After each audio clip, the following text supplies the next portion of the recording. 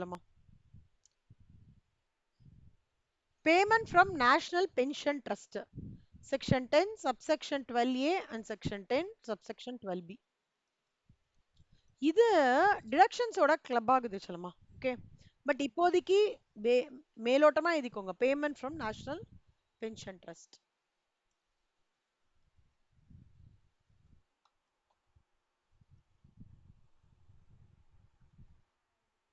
Payment from approved super Anveshan fund.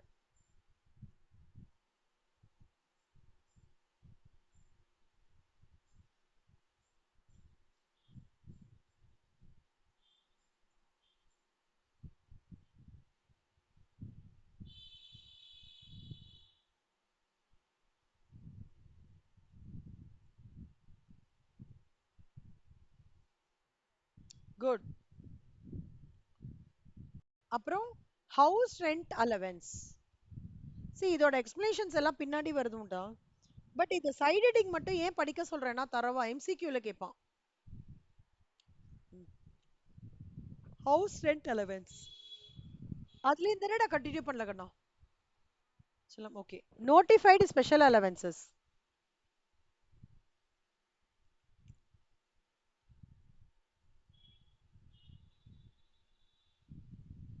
எழுதிட்டீங்களா?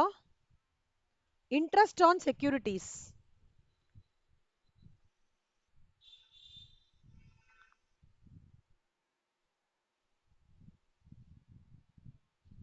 Next, income from leasing of aircraft.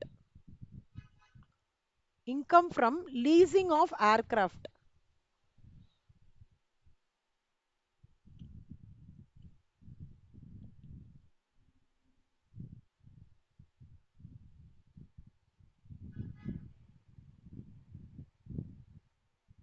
Income from lease rental of cruise ship.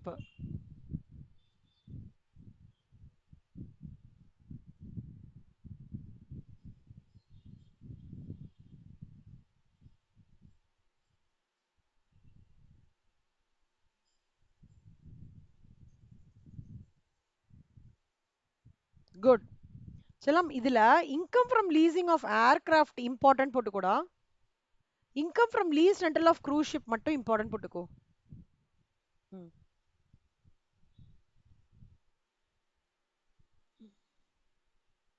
Scholarship granted to meet the cost of education.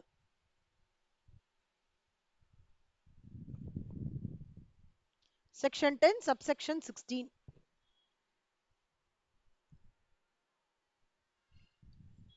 Daily allowance to MP and MLA. இதெல்லாம் நான் உனக்கு எதிரே கொடுத்த மாதிரி இருக்கேன் உங்களுக்கு. இதெல்லாம் ஏற்கனவே கொடுத்துட்டேன்டா, ஏற்கனவே சொல்லி கொடுத்துட்டேன். Paramvir Chakra, family pension, ex ruler, இது ஏற்கனவே எழுதிருக்கீங்க பாருங்க. Awards, rewards, scientific research association கூட பூனாவோட எழுதிருக்கீங்களா இல்லையா நீங்க?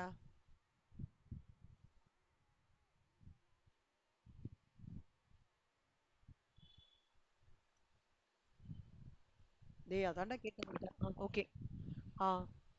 அதுக்கு தான் நான் கேட்டேன். நான் உங்களுக்கு கடைசியா இதுல முடிச்சிட்டேன். சரி, okay. Income of ASOSAI secretariat. Section 10, subsection 23 BBD. Next, income of insurance regulatory authority.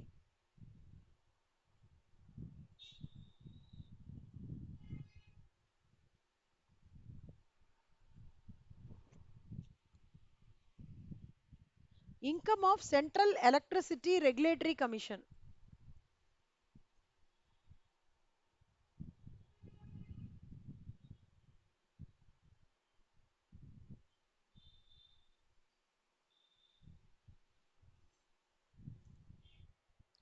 Income of Prasar Bharati Broadcasting Corporation of India. Section 10, 23 BBH.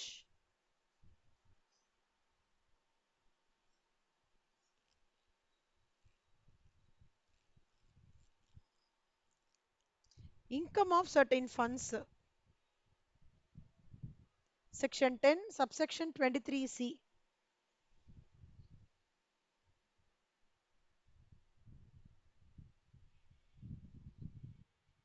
Very good. இந்த income of certain fundsல எக்ஸாம்பிள் போட்டுக்கோண்ணா. நான் சொல்றதெல்லாம் எழுதிக்கோடா. ஸ்வச் பாரத் கோஷ்,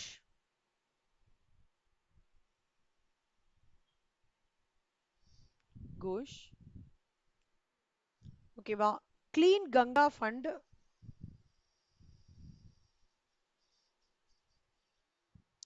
கிளீன் கங்கா ஃபண்ட்,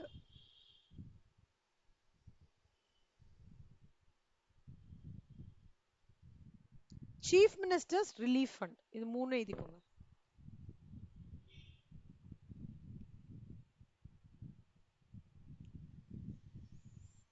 ஓகேவா, super.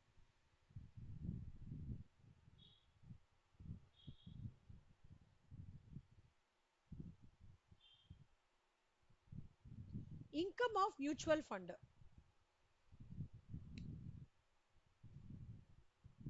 Section 10 subsection 23D. Mutual ஃபண்ட்னா என்னடா அர்த்தம்? மியூச்சுவல் ஃபண்ட்னா என்ன?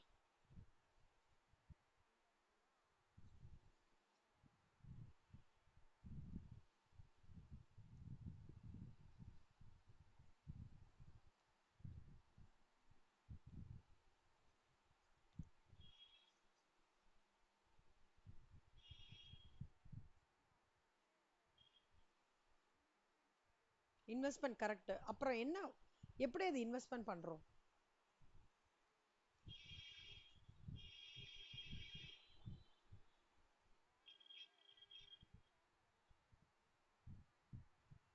ஆ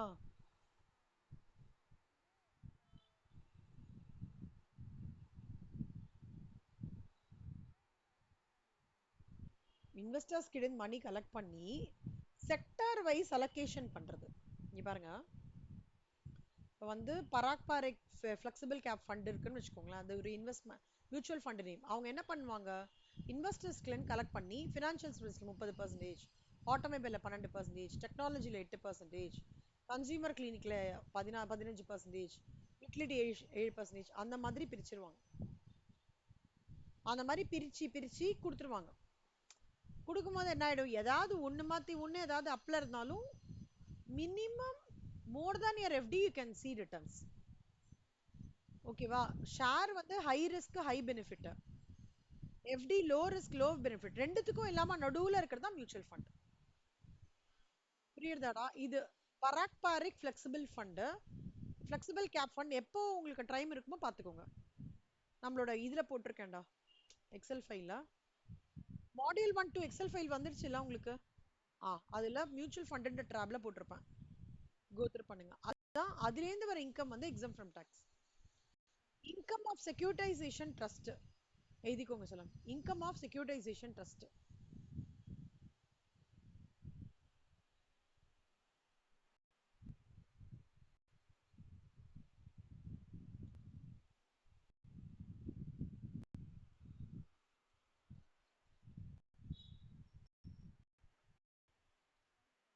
குட்.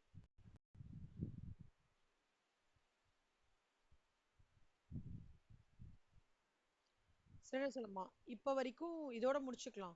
செக்யூரிட்டைசேஷன் ட்ரஸ்ட்ன்றது கீழே எக்ஸ்பிளைன் பண்ணியிருக்காங்க. இப்போ வரைக்கும் நீங்க இந்த தரவா, இது வரைக்கும் நீங்க தரவா படிச்சிடணும். ஓகே, கேப் விட்டுக்கோங்க. ஒரு எனக்கு தெரியல நீங்க எப்படி சால்வ் பண்ணிருக்கீங்கன்னு தெரியல, பட் கேப் விட்டுட்டு அதுக்கப்புறம் சால்வி ஸ்டார்ட் பண்ணுங்க.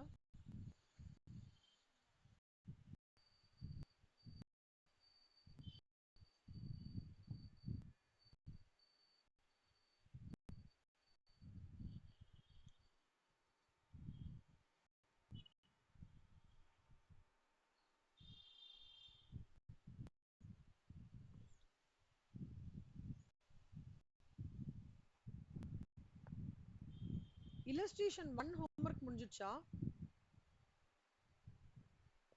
இது முடிச்சிட்டீங்களா? சரி, ஓகே. இதெல்லாம் காப்பி பண்ணிட்டீங்களா? ஓகே.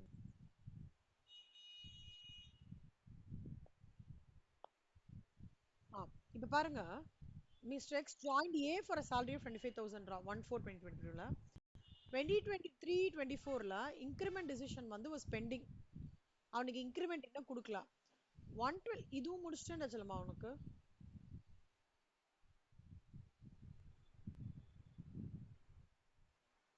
முடிக்கலையா? சரி. இன்கிரிமெண்ட் வந்து ஃபைனலைஸ் பண்ணிட்டாங்கடா 112ல 5,000ன்ட்டு 2024-25க்கு 7,500 ரூபான்னு இன்க்ரீஸ் பண்ணிருக்காங்க.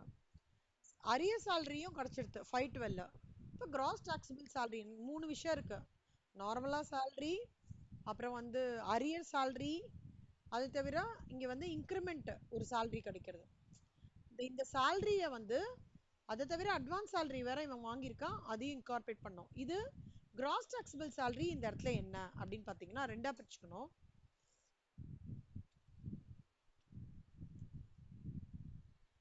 இங்க பாத்தீங்கன்னா ஃபர்ஸ்ட் salary for 24-25 என்னன்னு பாத்துக்கோங்கண்ணா. இதுல எது previous year, எது assessment year? 2024-25 previous year, assessment year 2025-26. இப்போ salary calculationல ஃபர்ஸ்ட் ஒரு மாசம் 2022ல லேந்து ஓகே 2022லேந்து அதாவது 2023 ஓகே அதே மாதிரி 25,000 இல்லையா? அப்புறம் வந்து 2023ல வந்து இன்க்ரிமெண்ட் ஆமா எப்போ ஃபைனலைஸ் ஆகிறது? 2023ல வந்து அவனுக்கு ஒரு இன்க்ரிமெண்ட் ஃபைனலைஸ் பண்றாங்க. ஸோ 5,000 ருபீஸ், அது ஒரு 5,000. ஸோ 5,000 இன்டூ 12 வந்து 60,000. அதுக்கப்புறம் ஒரு 7,500, that into 12 90,000. அரியர் சேலரி வந்து was received. அரியர் சேலரி என்னன்றது என்னதுடா? இந்த 5,000 ரூபாய் அவங்க கொடுக்க வேண்டியதையும் 5/12/2024 ரிசீவ் பண்ணிட்டான். ஓகேவா? அது 5,000 இன்டூ 12. அட்வான்ஸ் சேலரி வேற ஒன்று கொடுத்துருக்கானே அவன், அதாவது advance salary also received in advance on salary of April 2024 has been received. அதாவது ஏப்ரல் 2024 சேலரிய மார்ச் மாசமே அவன் வாங்கிட்டான். அப்ப ஏப்ரல் 2025 சேலரி என்னவா இருக்கும்னா ஃபர்ஸ்ட் ஒரு 25,000, அப்புறம் ஒரு 5,000, அப்புறம் ஒரு 7,500, 37,800. இது எல்லாத்தையும் ஆட் பண்ணேன்னா சொல்லுமா ஃபார் த 2024-25 ப்ரீவியஸ் ஆட் பண்ணா 5,47,500 வரும். புரியுதா கண்ணா? salary due was a salary accrued. salary due salary accrued different. Okay example, இப்போ ஒரு ஆர்கனைசேஷன்ல சேர்ந்திருக்கீங்க, 40,000 ரூபாய் கொடுக்குறாங்கடா. ஒவ்வொரு மாசம் first day of every month வந்து salary due. In case taxable salary for the previous year 2024 shall be 30,000. அது எப்படி பண்ணுவீங்கன்னு கேக்குறாங்க. இப்போ டிசம்பர் மாசத்துக்கு எப்ப salary due? டிசம்பர் மாசம் salary உங்களுக்கு எப்ப கிடைக்கும்? ஜனவரி 1st 2025.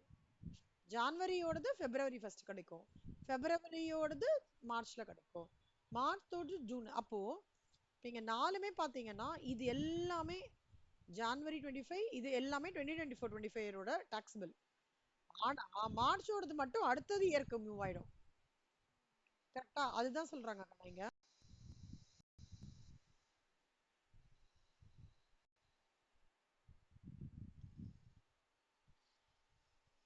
So this is an example they have given. So whenever the due எப்போ அப்படின்னு பார்த்தோம்னா டியூ டேட் ஆஃப் சேலரியோடது, சேலரியோட டியூ டேட் எப்பவுமே ஃபர்ஸ்ட் ஆஃப் எவ்ரி மந்தா இருக்கும்டா. ஃபர்ஸ்ட் ஆஃப் நெக்ஸ்ட் மந்தா இருக்கும். இந்த மாசத்தோடது அடுத்த மாசம், இந்த மாசம் ஒர்க் பண்ணதுக்கு அப்புறம் தான் அடுத்த மாசம் உங்களுக்கு கிடைக்கும். அந்த மாதிரி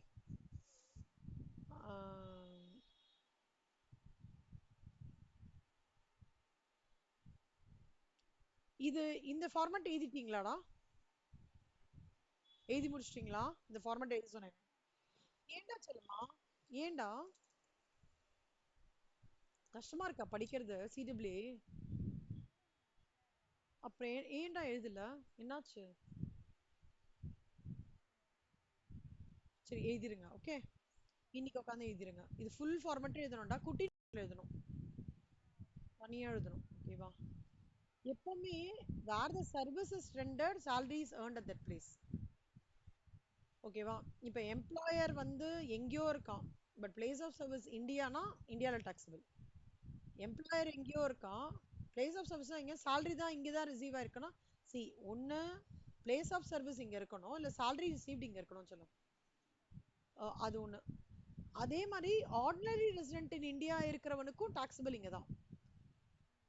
கவர்மெண்ட்ல இருக்கிற இந்தியன் கவர்மெண்ட் சிட்டிசனுக்கு இந்தியன் சிட்டிசன்ல கவர்மெண்ட்ல வேலைய இருக்கு. கவர்மெண்ட் வந்து வேலை கொடுக்கறது, கவர்மெண்ட் எம்ப்ளாயர் வந்து கவர்மெண்ட் மெடிக்கல் டிபார்ட்மெண்ட்ல இருக்காங்க இல்ல போலீஸ் டிபார்ட்மெண்ட்னா அப்ப எஸ்.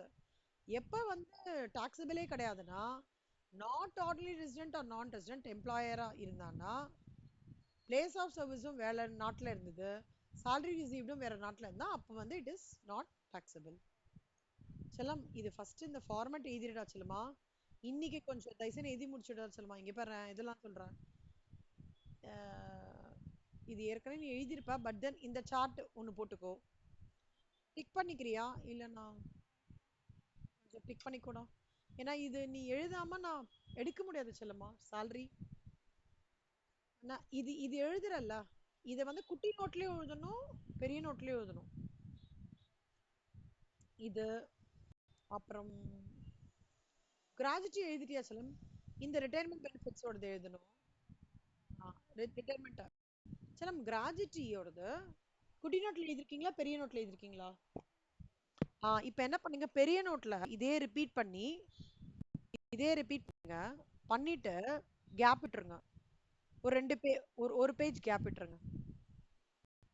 கிராஜுட்டி பெரிய நோட்ல எழுதிட்டு ஒரு இல்லடா சொல்லுமா 3 பேஜ் கேப் விட்டுட்டா 3 பேஜ். சரியா சொல்லம். அதே மாதிரி லீவ் salary என்கேஷ்மெண்ட் இதை எழுதிட்டு ஒரு 3 பேஜ் கேப். சரியா சொல்லம். அதே மாதிரி பென்ஷன் எழுதிட்டு 3 பேஜ் கேப் பெரிய நோட்ல.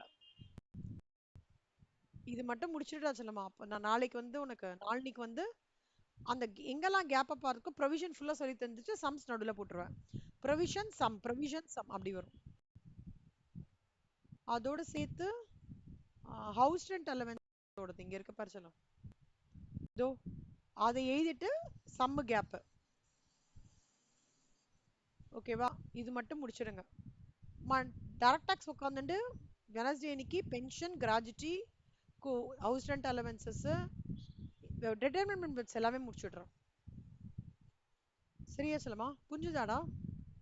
ஸோ இன்னி என்ன பண்ணனா பெரிய நோட்ல எழுதிட்டு பெண்டிங்கா இருக்கிற எல்லா ஹோம்ஒர்க்கையும் முடிச்சுட்டு அந்த பெரிய சாலரியில இருக்கிற ஃபார்மேட்டையும் எழுதிட்டு ரெடியா வந்துரு. வெனஸ்டே அன்னைக்கு நம்ம உட்காந்துன்னு இதெல்லாம் முடிச்சு விட்டுறலாம். ஓகேவா? ஸோ இந்த மீன் டைம் இன்னைக்கு டெஸ்ட் எல்லாம் முடிச்சிடுங்க. நாளைக்கு எண்ட் ஆஃப் த டேக்குள்ள டெஸ்ட் முடிச்சிடுங்க. சரிக்கண்ணா. இன்கம்ஸ் எக்ஸம்ப்டட் ஃப்ரம் டாக்ஸ்ல நாளைக்கு எனி 10 ஃபர்ஸ்ட் 10 minutes ரைட்டிங். நான் any 10 incomes exempted from tax any 10. ஓகேவா செல்வா? சூப்பர். வெனஸ்டே இன்னைக்கு 20th அன்னைக்கு தான் யூ ஆர் கிவிங் இது இல்ல இவே பில்க்கு தானே கொடுக்குறீங்க செமினார். நாளைக்கு இவே பில் முடிச்சிடுறேன் செல்லம். ஸோ 20th அன்னைக்கு உங்களுக்கு ஈஸியா இருக்கும். வேற என்ன இது வரைக்கும் salary புரியுதா? டியூனா என்ன அட்வான்ஸ் சேலரினா என்னன்றதுலாம் புரிஞ்சுதா? சூப்பர் செல்லம்.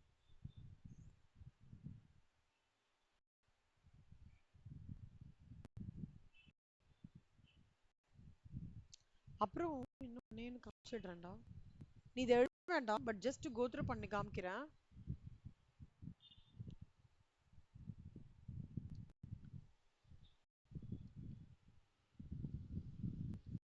இதை பிரிண்ட் எடுத்துக்கோ செல்லமா. எது முடிஞ்சதுன்னா எதுங்க இல்ல பிரிண்ட் எடுத்துக்கோங்க. பெருசா இருக்கு. ஹெச்ஆர்ஏ ரொம்ப இம்பார்ட்டன்ட் எலமெண்ட்ஸ்டா.